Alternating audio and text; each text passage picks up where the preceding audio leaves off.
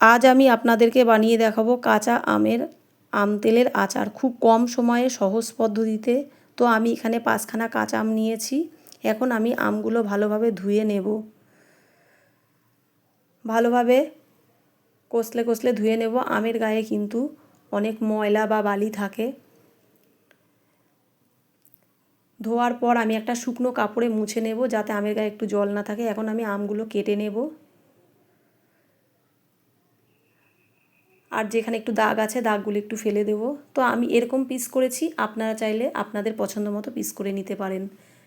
আমি আমগুলো 4 থেকে 5 ঘন্টা রোদে রাখবো, যাতে লবণ হলুদ মাখানোর পর যে জলটা থাকে সেই জলটা টেনে যায়। তো আমগুলো আমার কাটা হয়ে গেছে। এখন আমি লবণ আর হলুদ মাখিয়ে নেব।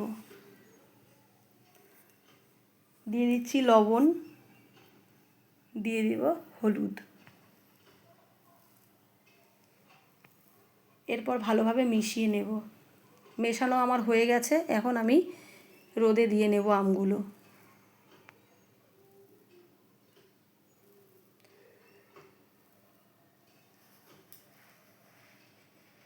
তো দেখুন আমগুলো কিন্তু কাঁচাই রয়েছে, জাস্ট জলটা টেনে গেছে লবণ হলুদের।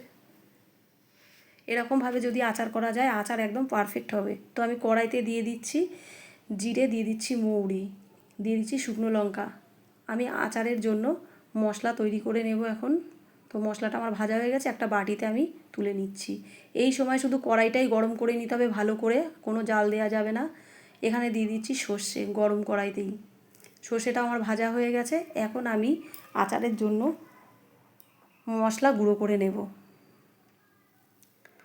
তো আপনারা যদি এই পদ্ধতিতে আচারটা তৈরি করেন, খেতেও যেমন ভালো লাগবে, আচারটা অনেক দিন ভালোও থাকবে। এইভাবে আচার করলে কিন্তু আচার খাওয়ার পর কোনো অ্যাসিডিটি হবে না। তো আমি কড়াইতে দিয়ে দিচ্ছি সর্ষের তেল। তেলটা এখন আমি গরম করে নেব, তারপর একটু ঠান্ডা করে নেব। তেলটা ঠান্ডা হয়ে গেছে, একটু আর কি উষ্ণ উষ্ণ গরম আছে।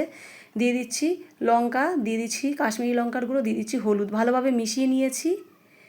এখন আমি, তেলটা ঠান্ডা হয়ে গেছে, এখন আমি দিয়ে দিচ্ছি আম, দিয়ে দেবো ভাজা মশলার গুঁড়ো। এই সময় কিন্তু তেলটা ঠান্ডা করে নিতে হবে। ভালোভাবে মিশিয়ে নিচ্ছি। এরপর দিয়ে দিচ্ছি স্বাদ মতো লবণ। আগে একটু লবণ দিয়েছি, এই জন্য আপনারা অল্প করেই দেবেন। দিয়ে দিচ্ছি কাঁচা লঙ্কা ফালি। এর ভালোভাবে মেশানো হয়ে গেছে। এখন আমি কাঁচের বয়মে আমি ঢেলে নিচ্ছি। আর আমি আগে থেকে একটু সর্ষের তেল তুলে রেখেছিলাম, এখন আমি এই সর্ষের তেলটা দিয়ে দিচ্ছি। তো আপনারাও এইভাবে আম তেলের আচার বানিয়ে খাবেন, খুব ভালো লাগবে।